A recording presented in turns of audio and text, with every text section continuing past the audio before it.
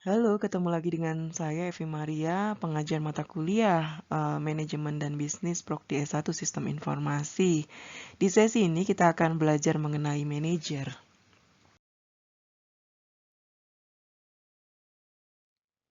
Setelah belajar di sesi ini, diharapkan mahasiswa mampu untuk menjelaskan jenis-jenis manajemen dan mahasiswa mampu mengidentifikasi peran manajerial.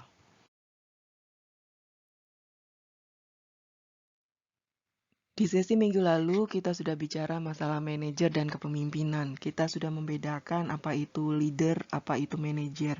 Tuh ya.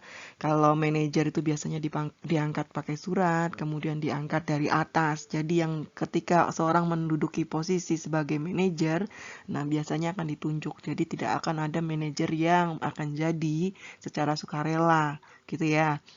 Karena kalau orang yang jadi menduduki satu posisi tertentu berdasarkan sukarela itu lebih cenderung ke leader, ya. Jadi kalau manajer ini lebih suka keteraturan karena apa dia lebih suka sistem sehingga apa semuanya di manage dengan baik gitu ya. Jadi mereka yang jadi manajer biasanya dia akan menjalankan fungsi-fungsi manajemen. Apa sih fungsi manajemen? Ada perencanaan, ada pengendalian, ya, ada pengorganisasian, ada kemudian ada pengawasan. Nah, itu yang dilakukan oleh manajer. Nah, untuk sesi ini gitu ya, yang akan kita bahas adalah jenis-jenis manajemen.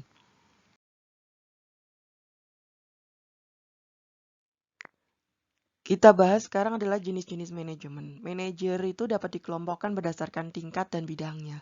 Berdasarkan tingkatannya, kita mengenal yang namanya ada manajemen puncak atau disebut dengan top management atau biasa disebut dengan manajer tingkat atas. Nah, kalau kita bicara posisi itu bisa macam-macam nganggilnya. Ada yang ngomong kalau top management tuh bilangnya direktur utama, ya, dengan direksi-direksi lainnya. Ada yang bilang presiden direktur dan wakil presiden direktur.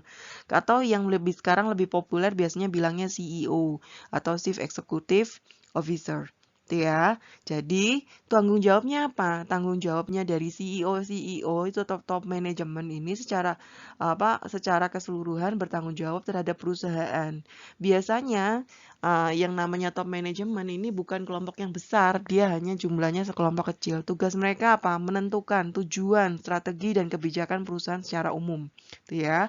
Yang kemudian apa? Akan diterjemahkan lebih spesifik pada manajer di level bawahnya, ya. Jadi mereka itu menentukan keputusan-keputusan strategis. Apa sih keputusan strategis dalam perusahaan? Ya, misalnya membuat pabrik baru, kemudian membuat produk baru, kemudian apalagi memasuki pasar, ya, pasar apa? Oh, saya mau go internasional. Nah, ini adalah tugas-tugas dari top manajemen. Ya. Terus kemudian yang kedua, manajemen menengah itu atau middle level management. Jadi kalau manajemen menengah ini terdiri dari sekelompok manajer yang lebih besar dibandingkan dengan manajer puncak, itu ya. Nama posisinya bisa bervariasi kalau middle level management. Itu ya, bisa disebut dengan manajer pemasaran, manajer keuangan, terus ya manajer akuntansi. Nah, ini yang namanya middle level management, ya.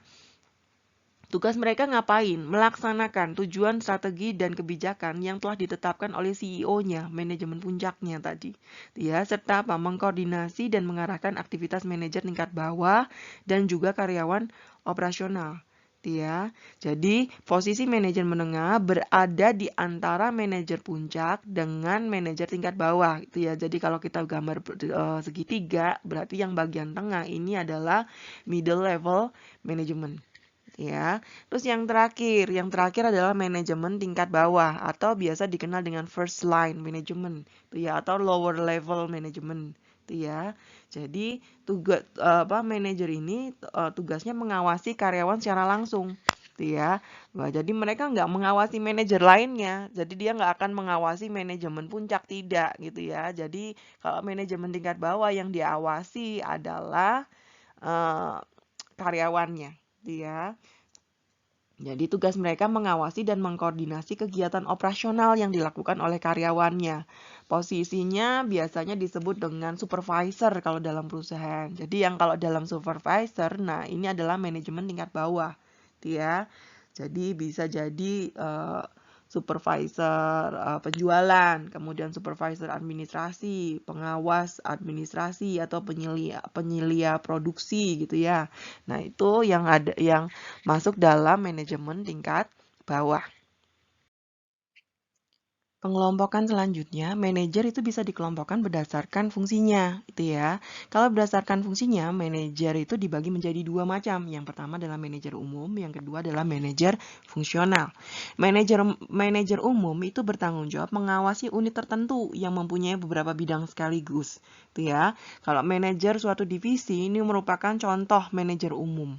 Ya, manajer umum bertanggung jawab terhadap aktivitas pemasaran, keuangan, operasi divisi tersebut. Ya, manajer divisi, cabang internasional dan cabang daerah tertentu merupakan contoh lain dari manajer umum. Ya, kemudian kalau manajer fungsional tuh bertanggung jawab terhadap satu aktivitas saja. Ya, terhadap satu aktivitas organisasi. Jadi berbeda dengan manajer umum. Kalau yang manajer umum tadi bertanggung jawab mengawasi unit tertentu yang mempunyai beberapa bidang sekaligus. Ya. Jadi kalau fungsional hanya satu aktivitas dalam organisasi. Sebagai contoh apa? Manajer fungsional, yaitu manajer pemasaran. Dia ngapain? Dia hanya mengawasi aktivitas pemasaran dalam organisasi.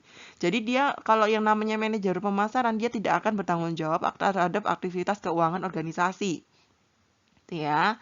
Terus kemudian manajer keuangan, dia bertanggung jawab hanya aktivitas keuangan organisasi seperti apa? Mencari dana dan mengalokasikan dana yang dimiliki. Ya. Sehingga apa? Manajer keuangan tidak punya tanggung jawab terhadap aktivitas pemasaran organisasi.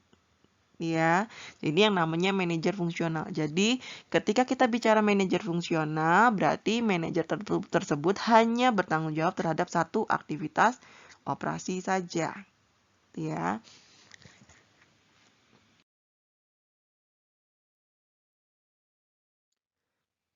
Meskipun manajer pada semua tingkatan itu melakukan proses manajemen. Proses manajemen itu apa sih? Perencanaan, pengorganisasian, pengarahan, dan pengendalian. Tapi manajer tersebut berbeda dalam hal apa? Alokasi waktu untuk aktivitas mereka.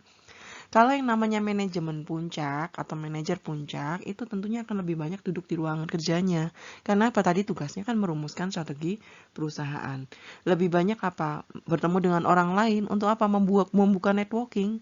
Ya, dan lebih banyak melakukan rapat-rapat. Sementara kalau manajer operasional yaitu yang tingkat bawah tadi yang supervisor itu dia kan tentunya kan lebih banyak di lapangan daripada di kantor. Karena apa? Dia akan bertemu dengan karyawan-karyawan operasional karena dia akan mensupervisi kegiatannya atau pekerjaannya karyawan operasional, ya. Nah, kegiatan manajer perusahaan untuk perusahaan yang besar atau yang internasional, go internasional, itu tentunya akan berbeda dengan kegiatan manajer yang perusahaannya skalanya kecil, ya. Tetapi dari semuanya itu, ya, jadi dari semuanya itu kegiatannya bisa jadi berbeda-beda gitu ya, tapi keterampilan yang dibutuhkan, ya, itu akan sama gitu ya. Jadi keterampilan yang dibutuhkan oleh manajer, baik itu tingkat atas, tingkat bawah, gitu atau tingkat menengah, itu kita harus punya. Kalau kita besok mau jadi manajer, kita harus punya yang namanya keterampilan konseptual, ya. Kita punya keterampilan manusiawi atau human skill, ya. Kita juga harus punya keterampilan operasional. Jadi tiga keterampilan ini harus dipunyai oleh manajemen. Hanya saja nanti kadarnya seperti apa gitu ya. Ini yang kita akan bahas.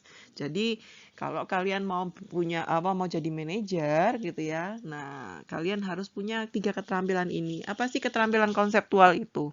Nah, keterampilan konseptual itu kemampuan untuk apa? Mengkoordinasi dan mengintegrasi kegiatan serta kepentingan organisasi. Nah, kalau kemampuan kayak gini nih sifatnya abstrak gitu ya. Karena apa? Karena kalian harus bisa gitu melihat organisasi secara keseluruhan. Kalian harus bisa melihat ketergantungan antar bagian organisasi, melihat masa depan, memprediksi masa depan organisasi, memprediksi lingkungan bisnis yang berubah gitu ya. Terus bagaimana lingkungan organisasi lingkungan-lingkungan yang ada di luar organisasi mempengaruhi organisasi. Nah, ini yang namanya keterampilan konseptual. Ya. Keterampilan yang seperti ini yang bisa memprediksi masa depan, yang bisa mengkoordinasi gitu ya, mengintegrasikan gitu ya kepentingan organisasi atau tujuannya. Nah, ini tentunya dibutuhkan oleh yang manajemen tingkat atas gitu ya. Jadi dia memiliki porsi yang lebih besar gitu ya. Jadi lebih besar daripada manajer yang tingkat bawah gitu ya. Kalau manajer tingkat bawah nggak perlu keterampilan konseptual yang tinggi gitu ya. Nah, terus kemudian yang kedua, keterampilan manusiawi. Apa sih keterampilan manusiawi atau human skill tadi? Kemampuan untuk memahami orang lain. Gitu ya. Jadi kemampuan untuk apa? Bekerja sama dengan orang lain.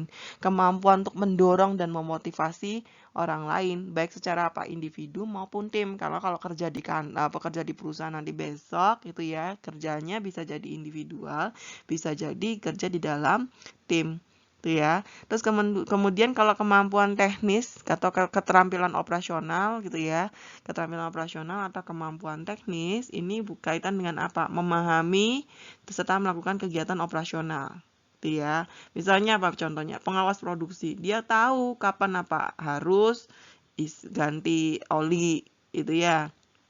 Kapan harus mengganti mesin atau apa spare part yang udah mulai aus atau yang rusak gitu ya. Nah, itu pengawas produksi. Ya, dia perlu keterampilan yang namanya keterampilan operasional atau keterampilan teknis. Ya. Nah, dari gambar ini kita bisa lihat ya. Jadi kalau manajer puncak ini lebih banyak membutuhkan kemampuan konseptual ya. Sedangkan kalau manajer operasional lebih banyak membutuhkan kemampuan yang teknis atau keterampilan operasional. Nah, itu ya. Namun setiap manajer itu harus mempunyai gitu ya, yang perlu dipahami bahwa semua tingkat manajer ini harus mempunyai 3 keterampilan tersebut. Tapi apa penekanannya nanti yang berbeda-beda. Selain 3 keterampilan tadi, si manajer juga harus punya apa? Keterampilan analitis, gitu ya. Manajer ini harus dapat menganalisis persoalan yang diharapkan sehingga bisa apa? Memecahkan saat itu masih kecil masalahnya. Kalau dia nggak punya keterampilan analitis, maka apa persoalannya akan menjadi lebih besar, gitu ya. Nah, sebagai contoh, manajer itu kalau melihat produktivitasnya lagi nurun, nah dia akan apa? Dia akan analisis penyebabnya apa? Ya, kemungkinan apa? Kemungkinan kerjanya karyawannya turun, kemungkinan karena apa? Oh, karena upahnya kecil, jadi makanya apa? Makanya males-malesan kerjanya. Oh, karena suasana kerjanya tidak menyenangkan, pada ribut aja itu, berantem dan lain-lain. Nah, itu sehingga apa? Mengganggu produktivitas. Ya. Jadi dia akan mengevaluasi gitu ya, apa sih yang menyebabkan produktivitas di divisinya menurun, gitu ya. Terus setelah dia melakukan evaluasi tadi, dia menyelidiki, gitu ya. Jadi menyelidiki apa sih yang menyebabkan kondisi kerja tidak menyenangkan, gitu ya. Nah, terus kemudian setelah dia tahu gitu ya, setelah dia tahu oh ternyata yang tidak menyenangkannya tadi bukan karena upah yang rendah, bukan karena suasana kerja yang tidak menyenangkan, tapi ternyata karena pengawasnya terlalu galak gitu ya. Jadi sehingga apa semua bad mood gitu ya, nggak mau kerja, mogok gitu ya. Makanya apa manajer harus ngambil tindakan. Caranya apa? Ganti pengawas itu supaya apa? Produktivitasnya kembali naik. Ya. Nah, ini butuh apa? Keterampilan analitis dari seorang manajer. Henry Mintzberg ini melakukan pengamatan terhadap perilaku manajer sehari-harinya. Kemudian dia berkesimpulan, ternyata gitu ya, manajer baik itu tingkat bawah, menengah maupun atas itu memiliki peran-peran tertentu, gitu ya. Jadi ada banyak peran yang dilakukan oleh para manajer, gitu ya. Jadi sebagai contoh, seorang yang menjadi dosen di perguruan tinggi, dia akan menjalankan perannya sebagai dosen. Tapi masyarakat apa? Mengharapkan perilaku tertentu dari dosen tersebut. Misalnya apa? Dia mampu mengajar, mampu melakukan penelitian, mampu apa? Mengabdi. Terus pada waktu dosen itu pulang ke rumah, dia akan berperan lagi sebagai apa? Kepala keluarga di rumahnya, gitu ya. Jadi satu orang dia akan mempunyai perilaku yang berbeda-beda, gitu ya.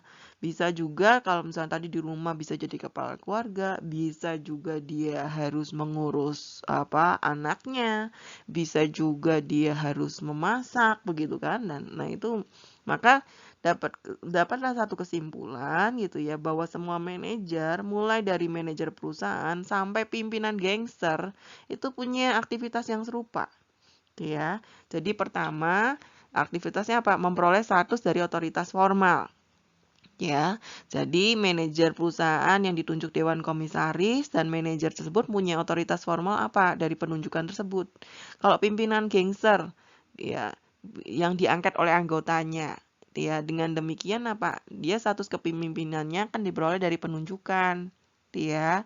Nah, makanya apa? Dia harus mempunyai hubungan interpersonal yang baik sama anggota gangsternya tadi, itu ya. Nah, Mintzberg ini kemudian mengidentifikasi peranannya. Yang pertama itu adalah peran manajerial yang pertama itu adalah peran interpersonal atau yang namanya hubungan manusiawi. Nah, kalau secara spesifik yang namanya interpersonal itu yang disebut perannya itu adalah figur. Jadi figur sebagai bapak. Itu ya. Jadi figur sebagai bapak. Maksudnya apa nih? Manajer ini sebagai simbol pimpinan perusahaan. Ya. Jadi dia berperan dalam lebih bersifat ke seremonial. Contohnya apa? Ketika dia menjadi simbol organisasi, dia harus menghadiri dan membuka acara-acara resminya organisasi. Terus gunting pita kalau misalnya meresmikan pabrik baru, menyambut tamu, ya. Terus kemudian apa? Menghadiri resepsi pernikahan anak buahnya, ya. Karena apa? Ini manajer jadi simbol atau personifikasi dari organisasi yang dipimpinnya. Ya. Kadang apa? Kalau peranannya sebagai figur bapak, kadang-kadang manajer ini dianggap bertanggung jawab terhadap semua kejadian yang menimpa organisasinya, meskipun kejadian tersebut di luar kendalinya. Nah, itu manajernya sopo kan mesti gitu. Itu kalau dia menjalankan peran yang figur bapak, interpersonalnya. Terus kemudian peran sebagai pimpinan atau leader. Jadi, manajer diharapkan menjadi pemimpin bagi anak buahnya. Jadi, dia akan apa? Melakukan rekrutmen karyawan, memberikan pelatihan, memotivasi karyawan gitu ya. Jadi, sukses tidaknya bawahan merupakan cermin kemampuan manajer sebagai pimpinan. Ya, jadi dia akan apa? Memberikan teladan gitu ya.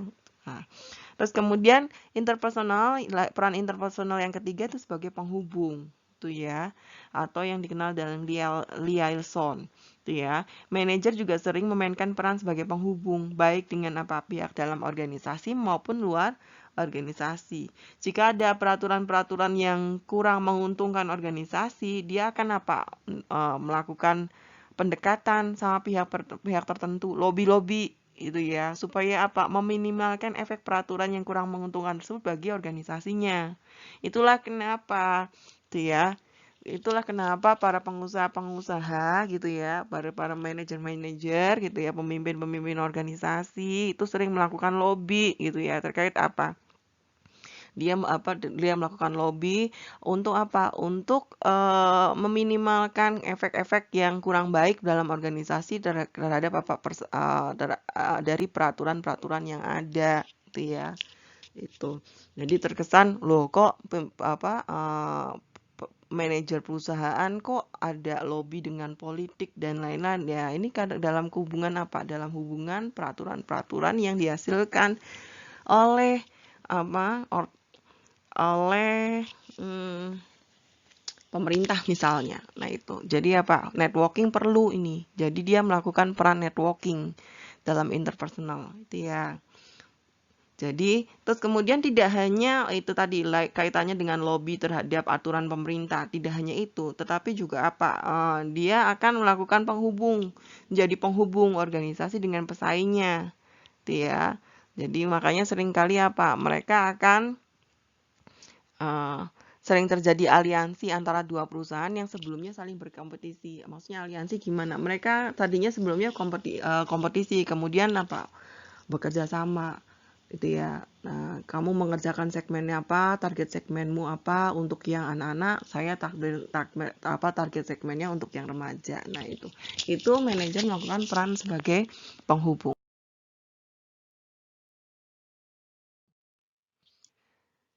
Terus yang selanjutnya peran manajerial itu sebagai informational gitu ya. Jadi peran informasi yang pertama apa? Ya, yaitu monitor. Jadi yang pertama monitor. Jadi apa? Manajer itu selalu aktif mencari informasi yang dapat bermanfaat untuk organisasi. Ini dia tuh selalu monitor, mengawasi gitu ya. Jadi dia mencari informasi-informasi uh, informasi dari bawahannya. Dia karena apa? Karena kan yang tahu prakteknya, yang tahu lapangannya, yang tahu kendala di lapangan itu kan adalah karyawan-karyawan bawahan-bawahannya. Bagaimana dia membuat satu strategi gitu ya, membuat satu rencana, tetapi dia nggak pernah tahu gitu ya prakteknya bagaimana. Itu kan mesti gagal. Sehingga apa? Dia akan menjalankan peran monitor. Ya, mencari informasi untuk apa? Berfungsi dalam pengambilan keputusannya.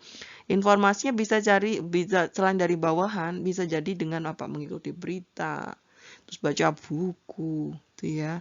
Terus kemudian dapat informasi, dia punya informan terkait apa? Peluang bisnis, gitu ya, jaringan kontak gitu ya. Jadi ada misalkan supplier yang murah di sana, kualitasnya bagus. Nah, itu dia jadi lebih tahu karena apa? Dia menjalankan peran monitor. Terus kemudian peran yang kedua terkait informasi adalah diseminator. Maksudnya apa? Jadi manajer itu mendistribusikan informasi yang diperolehnya kepada pihak lain. Ya. Jadi ketika dia punya informasi tadi, nah itu nanti apa? Diteruskan nanti ya ke bawahnya agar apa? Bawahnya mampu mengerjakan tugasnya dengan baik. Kalau informasinya itu berasal dari hasil rapat, kemudian hasil analisis ya dari pihak luar organisasi. Nah, itu kalau memang harus didistribusikan ke bawah, dia akan distribusikan. Ya. Nah, ini lakukan peran yang namanya diseminasi. Jadi menyebar luaskan informasi kepada anggota organisasi. Terus yang ketiga, kalau terkait dengan informasi, manajer itu melakukan peran apa? Sebagai juru bicara. Ya. Jadi manajer ini akan mewakili organisasi dalam menyampaikan informasi ke pihak luar. Ya. Jadi manajer divisi ini menyampaikan informasi mengenai divisinya kepada apa? Manajemen puncak. Ya. Jadi, misalkan manajer suatu organisasi, dia bisa mewakili organisasinya dalam apa? Dalam jajak pendapat dengan apa? Anggota DPR. Dalam rangka apa? Buat peraturan itu kan dipanggil perwakilan dari apa perusahaan. Nah, itu apa? Untuk didengar pendapatnya. Nah, ini manajer sebagai juru bicara. Dia punya peran sebagai juru bicara. Ya. Terus kemudian peran yang terakhir. Oke, peran yang ketiga yaitu pengambil keputusan. Ya. Jadi manajer ini berperan dalam pengambilan keputusan. Nah, dia karena apa? Karena dia melaksanakan peran yang namanya entrepreneurship, kemudian penyelesai gangguan, kemudian pembagi sumber daya, resource allocator, kemudian sebagai apa? Negosiator. Ya. Jadi kalau kalian jadi manajer, nah kalian jiwa entrepreneurship-nya juga harus tinggi gitu ya. Karena apa? Manajer dituntut untuk memajukan organisasinya. Sehingga apa? Dia harus mengambil keputusan-keputusan penting seperti apa? Meluncurkan produk baru, menggabungkan usaha. Nah, ini untuk apa? Menentukan kelangsungan hidup organisasi. Terus yang kedua, yaitu penyelesaian gangguan. Tidak selamanya tuh kalau misalnya kalian memimpin perusahaan itu semuanya berjalan lancar seperti yang diinginkan, ya. Jadi kalian sebagai manajer itu ya diharapkan bisa menyelesaikan gangguan yang muncul di dalam organisasi, ya. Gangguannya tuh kayak apa aja sih? Bisa jadi mogok tuh tenaga kerjanya, bisa jadi apa nggak dapat bahan baku. Nah, ini kalian harus punya respon yang cepat, ya. Nah, ini seperti yang kemarin ini, yang terjadi saat pandemi COVID. Banyak perusahaan-perusahaan yang terdampak, mau perusahaan kecil mau perusahaan besar, ya. Itu terdampak karena pandemi COVID. Nah, manajer itu dituntut untuk tidak putus asa. Karena apa? Karena dia harus menyelesaikan gangguan. Dia punya jiwa entrepreneurship, ya. Mungkin dia nggak bisa berhasil di lini produknya. Mungkin produknya saat ini ketika COVID nggak ada yang beli. Ya, tapi apa? Dia kemudian banyak yang industri-industri kayak konveksi kayak gitu kan nggak mungkin ada yang nggak banyak yang beli baju baru di saat pandemi ini. Tapi mereka kemudian banding selir dengan menyediakan masker kain gitu ya. Jadi biasanya nggak pernah produksi itu, dia akan produksi itu. Ini banyak sekali contohnya ya kayak GT Man gitu ya. Kemudian Rider. Nah, itu usaha-usaha yang biasa pakaian dalam kemudian pindah ke masker. Ini karena manajernya punya peran menyelesaikan gangguan. Terus kemudian yang ketiga, perannya apalagi? Pembagi sumber daya. Sumber daya di dalam perusahaan tuh terbatas, tuh ya. Sehingga harus dibagi. Tuh ya. Kebutuhan tuh nggak terbatas. Makanya manajer tuh harus wise, bijaksana dalam mengalokasikan sumber dayanya tersebut. Tuh ya, supaya tujuan organisasi dapat tercapai. Dia harus menentukan prioritas, mana yang harus didahulukan, mana yang tidak. Tuh ya, gitu. Tapi hati-hati, ketika mengalokasikan sumber daya yang terbatas ini, jangan sampai melanggar etika dan melanggar hukum. Dalam arti gini, kalian punya modal pas-pasan, pengen untungnya banyak gitu ya. Terus kemudian ya udah, modal saya pas-pasan untungnya banyak ya makanya saya produksinya ingredientnya saya pakai yang grade-nya yang grade yang saya turunkan itu ya, bukan grade standar yang bukan grade yang aman. Nah, ini kan melanggar gitu ya. Jadi misalkan kalian produksi bakso gitu ya, supaya baksonya tahan lama gitu ya, tahan lama kemudian Anda campur dengan dengan boraks dan lain. Nah, ini bukan manajer yang baik gitu ya. Karena Karena dia mengalokasikan dalih mengalokasikan sumber daya yang terbatas tapi mengancam organisasi. Jadi janganlah seperti ini gitu ya. Jadi Anda harus wise, harus bijak dalam membagi sumber dayanya. Jangan sampai organisasi yang Anda rintis, Anda bangun tuh ya dari awal kemudian ambruk dengan ketidakbijaksanaan kalian dalam mengambil keputusan. Ya, terus kemudian sebagai perunding atau negosiator dia. Jadi manajer itu juga melakukan negosiasi dengan siapa aja, dengan pihak-pihak lain nih dia. Pihak lainnya tuh siapa? Bisa jadi pemasok dia. Jadi kan misalkan kalian ini negosiasi mau minta kalau dengan pemasok biasanya dispen pembayarannya gitu ya. Atau mau minta diskon. Nah itu ya. Terus kemudian negosiasi dengan apa lagi? Dengan serikat pekerja. Ini sering banget nih terjadi pertikaian antara karyawan itu ya. Nah itu. Jadi makanya kalian sebagai manajer nanti harus jadi mediator yang baik gitu ya. Kalau ada pertikaian antar karyawan yang terjadi. Gitu ya. Jadi inilah peran-perannya gitu ya. Jadi manajer yang efektif ya tidak punya waktu ataupun keinginan untuk menjadi pemikir. Ya. Manajer yang efektif bercirikan action oriented, lebih banyak bertindak dibandingkan menjadi pikir gitu ya. Jadi ini Mintzberg yang bilang ya, dia meliti soalnya. Yang meliti mengatakan bahwa manajer yang efektif itu tidak punya banyak waktu ataupun keinginan untuk jadi pemikir. Jadi dia mikirnya nggak kelamaan, tapi dia action.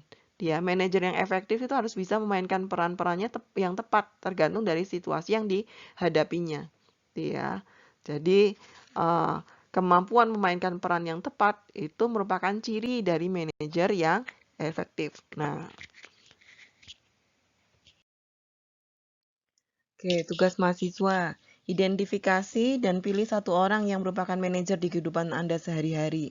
Ya, orang itu pada dasarnya adalah manajer.